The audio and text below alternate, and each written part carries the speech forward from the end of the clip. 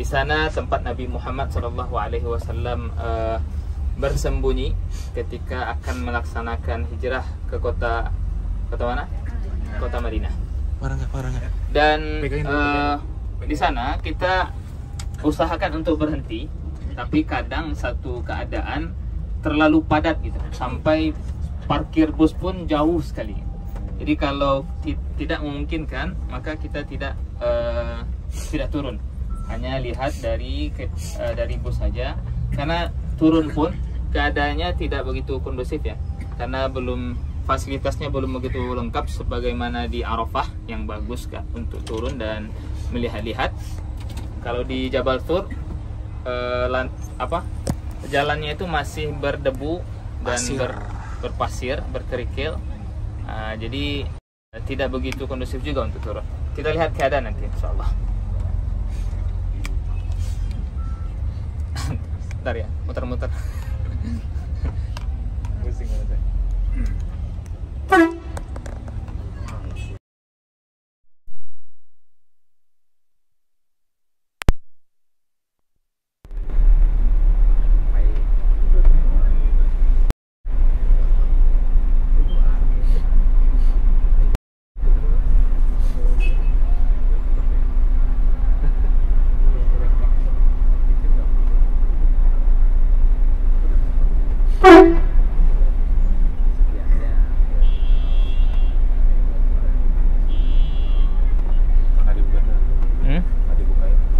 Enggak, ini dia harus muter sana. Iya, mana dia di situ kan karena nggak dibukain. Oh, mundur lagi.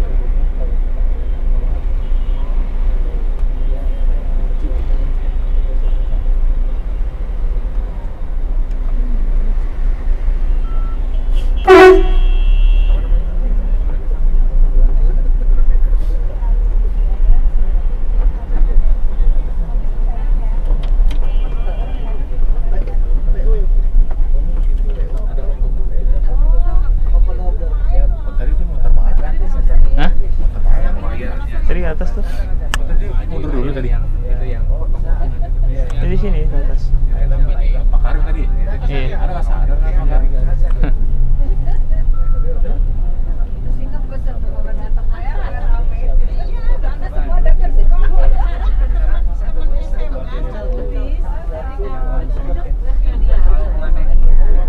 Baik, kita lanjutkan Bapak Ibu. Kita lanjutkan kisah Jabal Thur sedikit banyaknya ya. Ini bisnya udah mulai tenang nih, nggak muter-muter lagi. Jabal Thur itu, di atas Jabal Thur itu ada goa namanya Goa Thur juga. Di situ Nabi orang Quraisy, karena beliau kepalanya disembarakan berhadiah 100 onta kalau tidak salah, beserta isinya siapa yang bisa membawa Muhammad hidup-hidup atau mati. Nah, ini dikabarkan oleh Jibril, wahyu dari Allah Subhanahu wa taala, bahwasanya orang Quraisy bersekongkol untuk membunuh engkau, yaitu Nabi Muhammad SAW. Dan beliau merencanakan yang sudah pernah kita singgung, Ali bin Abi Thalib menggantikan posisi beliau di kasurnya, yang mana ini menjadi pagar badan langsung ya. Jadi Ali meresikukan jiwanya demi menyelamatkan Nabi Muhammad SAW. Lalu Nabi Muhammad SAW keluar dari rumahnya, kisah yang sangat terkenal ketika beliau keluar. 12 orang kafir Quraisy, utusan kafir Quraisy untuk membunuh Nabi, tidak melihat mereka, tidak melihat Nabi Muhammad SAW dan Abu Bakar keluar dari rumahnya. Dan ini salah satu pertolongan Allah Subhanahu wa taala. Ketika mereka masuk ke dalam rumah, ternyata ada Ali bin Abi Thalib. Nabi sudah pergi dahulu. Nah, Nabi Muhammad SAW pergi, beliau memiliki taktik untuk mengelabui orang-orang kafir Quraisy ketika itu. Pertama sekali beliau tidak langsung jalan ke kota Madinah. Beliau sembunyi dulu di Jabal Thur atau di Goa Thur. Nah, kurang lebih beliau sembunyi di sana selama 3 hari. kurang lebih beliau sembunyi sana selama 3 hari bersama sahabatnya. Siapa sahabat yang menemani beliau di Gua Tur? Abu Bakar Siddiq. Siapa namanya? Abu Bakar itu kunyahnya itu, panggilannya. Kalau nama aslinya siapa? Ada yang tahu? Hadiah Pak?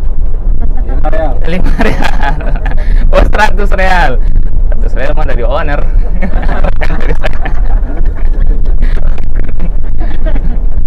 Ada yang tahu nama Abu Bakar, nama aslinya?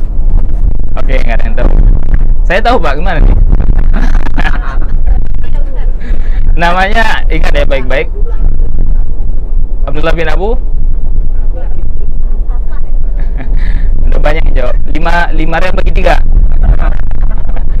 Namanya Abdullah bin Abu Quhafah. Abdullah bin Abi Quhafah. Namanya aslinya adalah Abdullah, tapi lebih kenal dengan sebutan Abu Bakar As-Siddiq. Disebut As-Siddiq, ini kisah yang terkenal ya sebenarnya, sering diulang-ulang oleh para dai. Disebut As-Siddiq karena beliau yang pertama sekali membenarkan perkataan Rasulullah SAW yang menyampaikan beliau pergi Isra dan Mi'raj menghadap pada Allah Subhanahu wa Ta'ala. Kalau diukur dengan akal manusia dan teknologi saat itu tidak mungkin gitu ya, apalagi saat ini. Dan begitu juga saat ini. Semalam ke Masjid Al-Aqsa, langsung ke langit ke-7 ke Sidratul Muntaha, lalu balik lagi gitu. Ini orang gila apa? Itu kan nggak masuk akal gitu, nggak mungkin. Tapi Abu Bakar As-Siddiq mengatakan kalau Muhammad yang berbicara, saya benarkan. Makanya diberi gelar As-Siddiq. Ini kita sudah sampai di kawasan Jabal Thur. Mudah-mudahan bisa singgah. Mudah-mudahan sepertinya tidak begitu banyak bis. Kemudian kita bisa turun sebentar. Nah, di Jabal Thur kita hanya turun sebentar saja ya, karena di bawah tidak begitu bagus juga untuk kita lama-lama. Hanya melihat sebentar saja, kita tunjukkan posisinya di mana.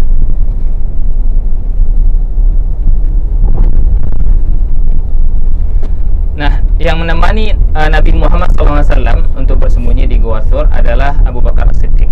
Beliau selama 3 hari, dan yang membantu beliau untuk makan dan minum itu adalah anak Abu Bakar As-Siddiq, dua orang anaknya.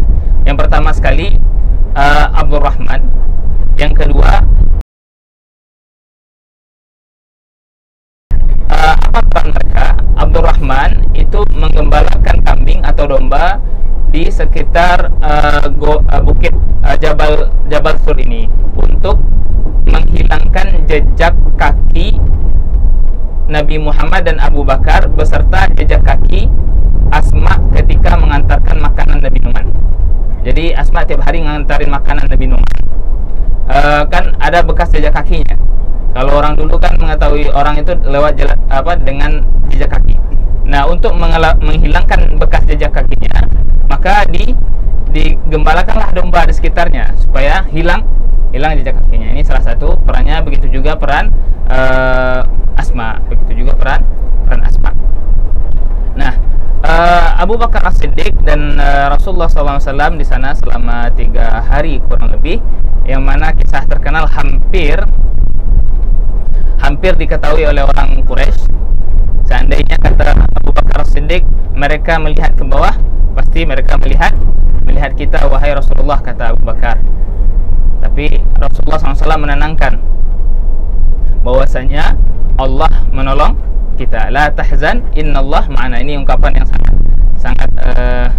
sangat terkenal ya. La tahzan, innallah ma'ana. Jangan bersedih, Allah bersama kita. Nah, begitu juga kisah di dalam goa ketika Abu Bakar As-Siddiq digigit binatang. Ada mengatakan kalajengking, ada mengatakan ular. Tapi Abu Bakar As-Siddiq demi Rasulullah SAW, bahkan responnya ketika digigit tidak teriak gitu. Kalau kita kan biasanya tiba-tiba digigit pasti teriak kan, sakit. Apalagi digigit oleh binatang berbisa gitu. Binatang berbisa pasti teriak gitu, nggak mungkin tidak. Tapi karena waktu itu Rasulullah SAW tidur di paha Abu Bakar, beliau menahan sakitnya ditahan gitu, tidak bersuara, saking saking hormat dan cintanya Abu Bakar As-Siddiq kepada Rasulullah SAW, sehingga mengganggu tidurnya pun dia tidak mau. Sampai Rasulullah SAW tahu, terbangun karena air mata Abu Bakar menahan sakit. Air matanya netes kena wajah Rasulullah SAW. Baru terbangun Rasulullah SAW. Bahwasanya Abu Bakar digigit kalajengking. Nah, ketika beliau bangun, beliau obati gigitan tadi dan langsung sembuh. Ini salah satu mukjizat Rasulullah SAW. Nah, baru setelah itu beliau beranjak menuju ke kota Madinah, dan jalur yang mereka lewati itu bukan jalur utama atau bukan jalur yang biasa dilewati oleh para kelompok dagang orang Quraisy. Mereka mengambil jalur lain yang belum pernah dilewati oleh orang lain. Makanya tidak kedapatan sama orang Quraisy, kecuali salah satu orang Quraisy yang mendapati Rasulullah tengah jalan. Siapa? Ada yang tahu? Kisahnya tahu, namanya lupa. Ada yang tahu nggak? Namanya Suraqah bin Abdul Malik. Beliaulah yang mendapati Rasulullah di tengah jalan, yang mana akhirnya beliau malah masuk Islam. Setiap mendekat, kaki kudanya terpuruk ke pasir. Setiap dekat Nabi, kaki kudanya terpuruk ke pasir. Setiap dekat Nabi, kaki kudanya terpuruk ke pasir. Nggak bisa dekat gitu. Dan Suraqah ini, beliau adalah salah satu ahli pemanah, ahli panah gitu. Ahli panah. Jadi faktor untuk Nabi ditangkap itu besar sekali ya. Cuma ditolong oleh Allah Subhanahu wa taala. Oleh Allah Subhanahu wa taala. Yang mana akhirnya Suraqah ini masuk Islam. Dan akhirnya beliau masuk Islam. Nah, di sepanjang perjalanan dari Mekah menjelang ke kota Madinah, ada kisah yang sangat terkenal. Kisah Ummu Ma'bad. Beliau singgah di tenda Ummu Ma'bad dan berserta Abu Ma'bad. Apa kisahnya ini sebenarnya? Nanti kita lanjutkan ya, insyaallah. Kita mau sampai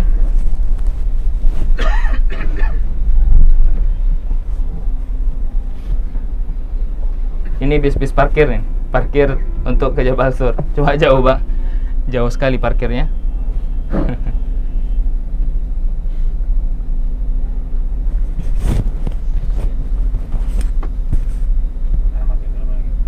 Matiin.